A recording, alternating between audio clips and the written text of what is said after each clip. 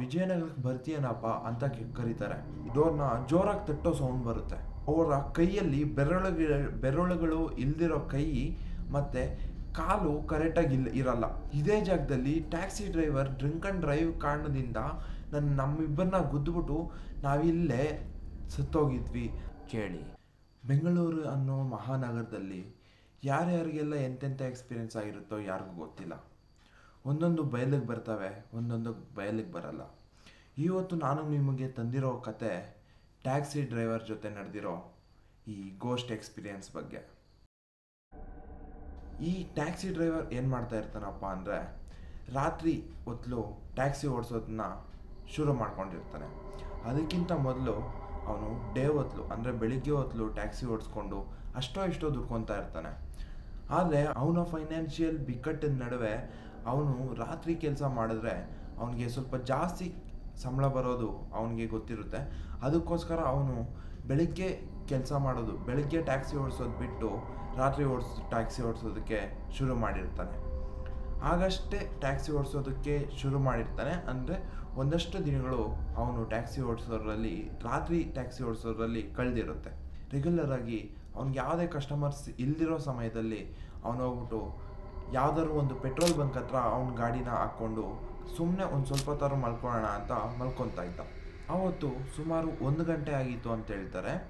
1 ಗಂಟೆ ಸುಮಾರಿನಲ್ಲಿ ಅವನ ಗಾಡಿ ಹತ್ರ ಅವನು ಮಲಗಿದ್ದ ಕಾರಿನ ಹಿಂದ್ಗಡೆ ಯಾರೋ ಬರೋ ಥರ ಸೌಂಡ್ ಆಗುತ್ತೆ. ಆದರೆ ಅವನು ಅದ್ರ ಬಗ್ಗೆ ತುಂಬ ಗಮನ ಕೊಡ್ದಿರ ಹಾಗೆ ಕೇರ್ಲೆಸ್ ಮಾಡಿ ನಿದ್ದೆ ಬರ್ದಿದ್ರು ಸುಮ್ಮನೆ ಮಲ್ಕೊಂಡಿರ್ತಾನೆ. ಆಗ ಇನ್ನೊಂದು ಸ್ವಲ್ಪ ಸಮಯ ಆದಮೇಲೆ ಇನ್ನೊಂದು ಸೌಂಡ್ ಬರುತ್ತೆ. ಅವನ ಕಾರ್ನ ಡೋರ್ನ ಜೋರಾಗಿ ತಟ್ಟೋ ಸೌಂಡ್ ಬರುತ್ತೆ. ಆಗ ಎದ್ಬಿಟ್ಟು ಅವನು ಪ್ಯಾಸೆಂಜರ್ ಕಡೆ ಅಂದರೆ ಯಾರು ತಟ್ಟಿದ್ರೋ ಅವ್ರ ಕಡೆ ನೋಡ್ತಾನೆ. ಅವ್ರ ಕಡೆ ನೋಡಿದಾಗ ಅವನು ಅವನು ಕಣ್ಣು ಮುಚ್ಕೊಂಡಿದ್ದ ಕಾರಣ ಕಣ್ಣು ಸ್ವಲ್ಪ ಮಂಜಾಗಿರುತ್ತೆ. ಅದಕ್ಕೋಸ್ಕರ ಅವನ ಮುಖನ ಕರೆಕ್ಟಾಗಿ ನೋಡೋಕ್ಕಾಗಿರಲ್ಲ. ಆ ಥರ ಅವನಿಗೆ ಮುಖ ಕಾಣ್ದಿರ ಬೆರಳುಗಳು ಮತ್ತು ಕಾಲು ಮಾತ್ರ ಕಾಣಿಸಿರುತ್ತೆ. ಅದರಲ್ಲೂ ಅವರು ವೈಟ್ ಸ್ಯಾರಿನ ಹಾಕ್ಕೊಂಡು ಇರ್ತಾರೆ. ಆವಾಗ ಅವ್ರು ಕೇಳ್ತಾರೆ, ವಿಜಯನಗರಕ್ಕೆ ಹೋಗ್ತೀಯೇನಪ್ಪ, ವಿಜಯನಗರಕ್ಕೆ ಬರ್ತೀಯೇನಪ್ಪ ಅಂತ ಕರೀತಾರೆ. ಆಗ ಅವರು ಅಂದರೆ ಈ ಟ್ಯಾಕ್ಸಿ ಡ್ರೈವರ್ ಏನಿರ್ತಾರಲ್ಲ ಅವ್ರ ಹೆಸರು ರಾಮು. ಆ ರಾಮು ಅವನ ಮರ್ಯಾದೆಗೋಸ್ಕರನಾದ್ರು, ಅವನ ಕೆಲಸನೇ ಇದಲ್ವಾ, ಆ ಕೆಲಸದ ಮರ್ಯಾದೆಗೋಸ್ಕರನಾದ್ರು ಬನ್ನಿ ಅತಿ ಅಂತ ಅವ್ರನ್ನ ಕರೀತಾನೆ. ಅವರು ಡೋರ್ ತೆಗೆದು ಕಾರೊಳಗೆ ಬಂದು ಕೂತ್ಕೋತಾರೆ. ಕಾರೊಳಗೆ ಬಂದು ಕೂತಿದ್ದಾದ್ಮೇಲೆ ವಿಜಯನಗರ ಕಡೆಗೆ ಇವರು ಕಾರ್ ಸ್ಟಾರ್ಟ್ ಮಾಡಿಬಿಟ್ಟು ಮುಂದಕ್ಕೆ ಹೋಗ್ತಾರೆ. ಮುಂದಕ್ಕೆ ಹೋಗ್ತಾ ಏನು ಮಾತಾಡಿರಲ್ಲ, ಮೌನವಾಗಿ ಅವರ ಜರ್ನಿ ಸ್ಟಾರ್ಟ್ ಆಗುತ್ತೆ. ಅದು ಜಾಸ್ತಿ ದೂರನೂ ಇರಲ್ಲ. ಆ ಟ್ಯಾಕ್ಸಿ ಡ್ರೈವರು ಹಾಕ್ಕೊಂಡಿದ್ದ ಪ್ಲೇಸ್ ಯಾವುದಪ್ಪ ಅಂದರೆ ಹರಿಶ್ಚಂದ್ರ ಘಾಟ್. ಬೆಂಗಳೂರಲ್ಲಿ ಹರಿಶ್ಚಂದ್ರ ಘಾಟ್ ಅಂತಿದೆ. ಆ ಹರಿಶ್ಚಂದ್ರ ಘಾಟ್ ಹತ್ರ ಅವ್ರ ಗಾಡಿನ ಹಾಕ್ಕೊಂಡು ಇದ್ರು. ಅಲ್ಲಿ ಈ ಇನ್ಸಿಡೆಂಟ್ ಎಲ್ಲ ನಡೆದಿದೆ.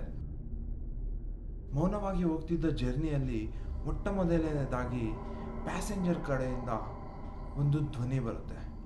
ಅದೇನಪ್ಪ ಅಂದರೆ, ಇಲ್ಲಿ ತಿರುಗಿಸ್ಕೋತೀರಾ ಅಂತ ಕೇಳ್ತಾಳೆ. ಅಂದರೆ ಪ್ಯಾಸೆಂಜರು ಆ ಟ್ಯಾಕ್ಸಿ ಡ್ರೈವರ್ಗೆ ಇಲ್ಲಿ ತಿರುಗಿಸ್ಕೋತೀರಾ, ಇಲ್ಲಿ ಲೆಫ್ಟ್ ತಗೋತೀರಾ ಅಂತ ಕೇಳ್ತಾರೆ. ಆಗ ಟ್ಯಾಕ್ಸಿ ಡ್ರೈವರು ಅವ್ನಿಗೆ ಗೊತ್ತಿರುತ್ತೆ ವಿಜಯನಗರಕ್ಕೆ ಹೆಂಗೆ ಹೋಗಬೇಕು ಅಂದ್ಬಿಟ್ಟು. ಆದರೆ ಪ್ಯಾಸೆಂಜರ್ ಏನು ಹೇಳ್ತಾ ಇದ್ದಾರೆ ಅಂದರೆ ಲೆಫ್ಟಿಗೆ ತಗೊಳ್ಳಿ ಅಂದಾಗ ಅವ್ರು ಶಾಕ್ ಆಗಿ ಇಲ್ಲ ಅಂತ ಕೇಳ್ತಾರೆ.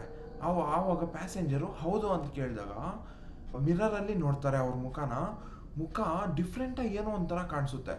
ಆಗ ಕಾರ್ನ ಒಂದೇ ಸರಿ ನಿಲ್ಲಿಸ್ತಾರೆ. ನಿಲ್ಲಿಸಿದ ತಕ್ಷಣ ಆ ಪ್ಯಾಸೆಂಜರು ಕಾರ್ನ ಡೋರ್ ತೆಗೆದು ಕಾರಿಂದ ಆಚೆ ಹೋಗ್ತಾರೆ. ಆವಾಗ ಟ್ಯಾಕ್ಸಿ ಡ್ರೈವರು ಆಚೆ ಇಳಿದಿದ್ದ ಪ್ಯಾಸೆಂಜರ್ ಮುಖನ ಒಂದೇ ಸರಿ ನೋಡ್ತಾನೆ. ಆವಾಗ ಪ್ಯಾಸೆಂಜರ್ ಮುಖ ಫುಲ್ಲು ರಕ್ತ ಕಟ್ಬಿಟ್ಟಿರುತ್ತೆ.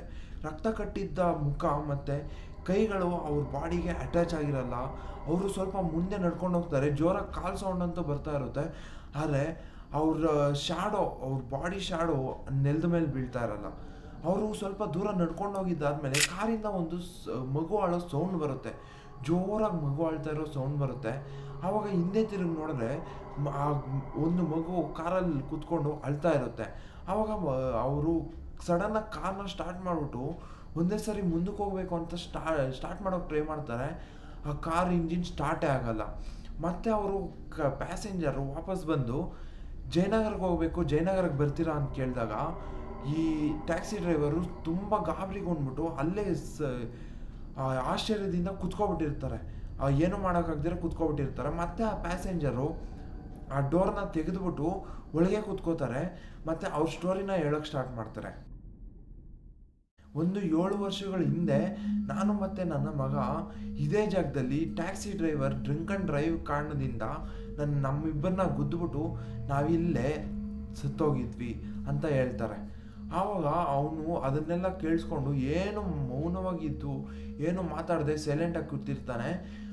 ಅವರು ಒಳಗೆ ಹತ್ತಿದ ತಕ್ಷಣ ಇಂಜಿನ್ ತನ್ನಷ್ಟಕ್ಕೆ ತಾನೇ ಸ್ಟಾರ್ಟ್ ಆಗಿರುತ್ತೆ. ಅವರು ಟ್ಯಾಕ್ಸಿ ಡ್ರೈವರು ಗಟ್ಟಿಯಾಗಿ ಸ್ಟೇರಿಂಗ್ನ ಹಿಡ್ಕೊಂಡು ಕೂತಿರ್ತಾರೆ. ಟ್ಯಾಕ್ಸಿ ತನ್ನಷ್ಟಕ್ಕೆ ತಾನೇ ಮೂವ್ ಹಾಕ್ಕೊಂಡು ಹೋಗ್ತಾ ಇರುತ್ತೆ. ಒಂದು ಪಾಯಿಂಟಲ್ಲಿ ಟ್ಯಾಕ್ಸಿ ಡ್ರೈವರು ಒಂದು ಬೋರ್ಡ್ನ ನೋಡ್ತಾನೆ. ಆ ಬೋರ್ಡ್ ಏನಾಗಿರುತ್ತಪ್ಪ ಅಂದರೆ ಸ್ಮಶಾನ ಆಗಿರುತ್ತೆ. ಸ್ಮಶಾನದೊಳಗೆ ಆ ಕಾರ್ ಹೋಗುತ್ತೆ. ಅವನಿಗೆ ಟ್ಯಾಕ್ಸಿ ಡ್ರೈವರ್ಗೆ ಅದು ಬೇರೆ ಮಳೆ ಜೋರಾಗಿ ಬೀಳ್ತಾ ಇರುತ್ತೆ. ಟ್ಯಾಕ್ಸಿ ಡ್ರೈವರ್ಗೆ ಭಯ ಆಗೋಕ್ಕೆ ಸ್ಟಾರ್ಟ್ ಆಗುತ್ತೆ ಮತ್ತು ಹಾರ್ಟ್ ಬೀಟ್ ಜಾಸ್ತಿ ಆಗೋಕ್ಕೆ ಸ್ಟಾರ್ಟ್ ಆಗುತ್ತೆ. ಒಂದು ಪಾಯಿಂಟ್ಗೆ ಕರ್ಕೊಂಡೋಗಿ ಸ್ಮಶಾನ ಸೆಂಟ್ರಿಗೆ ಕರ್ಕೊಂಡೋಗಿ ಆ ಕಾರ್ನ ನಿಲ್ಲಿಸ್ಬಿಟ್ಟು ಅವರಿಬ್ಬರು ಅಂದರೆ ಆ ಪ್ಯಾಸೆಂಜರ್ ಇಬ್ಬರು ಇಳ್ಕೊಂಡು ಸೈಲೆಂಟಾಗಿ ಡ್ರೈವರ್ಗೆ ಏನು ಹೇಳ್ತೀರ ಸ್ವಲ್ಪ ಮುಂದೆ ನಡ್ಕೊಂಡು ಹೋಗ್ತಾರೆ.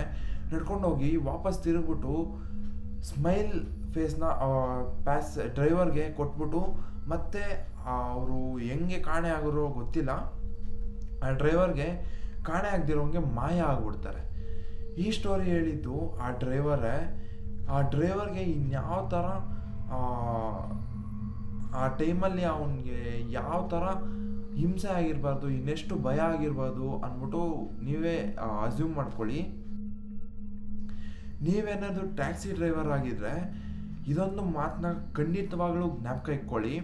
ನೀವು ಯಾವುದೇ ಪ್ಯಾಸೆಂಜರ್ನ ಹತ್ತಿಸ್ಕೊಳ್ಳೋ ಮುಂಚೆ ಅವ್ರನ್ನ ಕರೆಕ್ಟಾಗಿ ಅಬ್ಸರ್ವ್ ಮಾಡಿ.